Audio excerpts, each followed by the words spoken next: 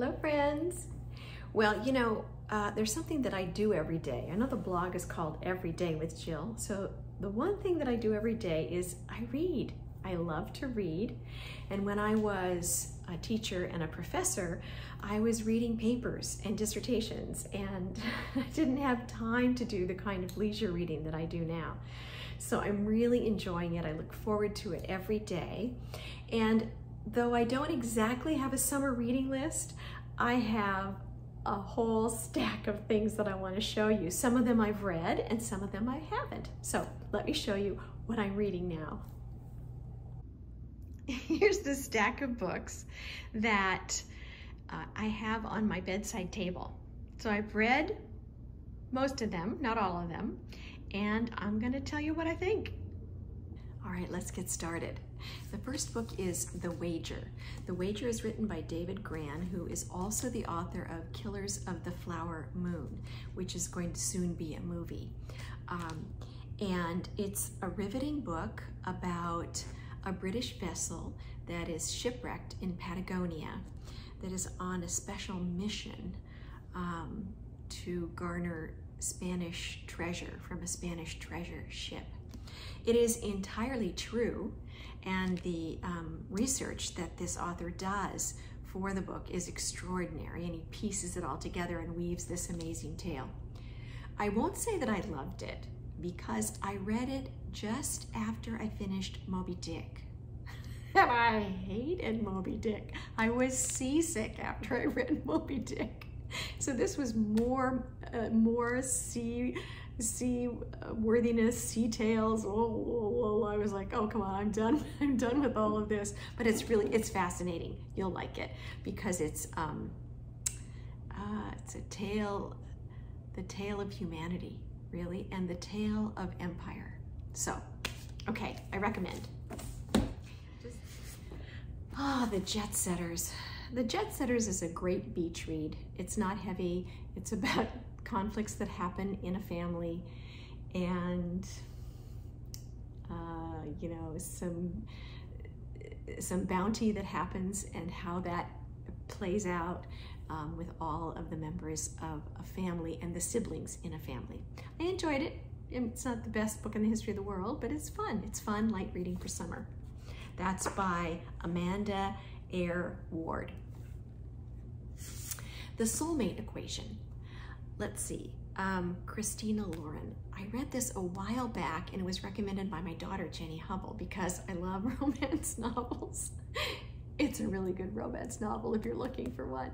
And it's about a romance that happens via the internet, which happens these days. Okay, I know I've talked to you about this before.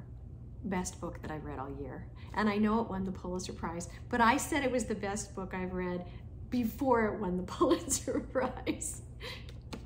An extraordinary author. I've read many of her other books, but this is spectacular. You must read it. Highest praise. Demon Copperhead. It's about a young boy and his troubles. He comes from a very impoverished, difficult background, and how that plays out over his life. Just fabulous. This is The Story of a Happy Marriage. This is a set of essays by Ann Patchett. My friend Suzanne gave me this, and I read most of them. I enjoyed them, but it's really like reading her diary. That's what she does. She just kind of tells you things that happened in her life, and she's such a good reader that it's interesting. So also recommend. Okay, I know this is an old chestnut, The Bridges of Madison County, but what I found out after, I love the movie. So I probably watch the movie once every month. I love it so much, with Meryl Streep and Clint Eastwood. That probably makes me an old fogey, but I don't care, I love it. And so I thought, I'm gonna read the book. I've never read the book. I read the book and found out that it's an absolutely true story, and that the children of the woman who had the relationship in the book offered the story to Robert Waller, who is the author of the book, and said, this is our mother's story. We think it's interesting, and maybe you would want to write about it. And he did. Became the novel and then the movie. So It's true. And there's more little snippets in here that are not in the movie, so it's very interesting. Here's a book, Hamnet by Maggie O'Farrell. It was very well received, national bestseller. A lot of my friends have read it, really loved it. It is so imaginative and interesting about the life of Shakespeare's children and his wife, and you know how he intersects with them from afar, and it's really fascinating. But I found it a little difficult because there's a lot of sadness that happens, and I'm not interested in that. That's why I like romance novels. Oh my God, love this. I know it looks like a completely cheesy book, Fifth Avenue Glamour Girl. This is a fictionalized account of the life of Estee Lauder. So interesting. I think some parts of it are absolutely true. It's not all true. She's made some things up, but enough of it is true that you get a feel for Estee Lauder and the time. I love reading about, you know, times previous. So I really like this one.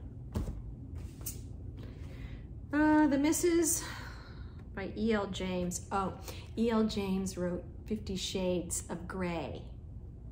So, you know, I got this in the airport when we were traveling because I didn't have anything to read. I actually don't recommend this.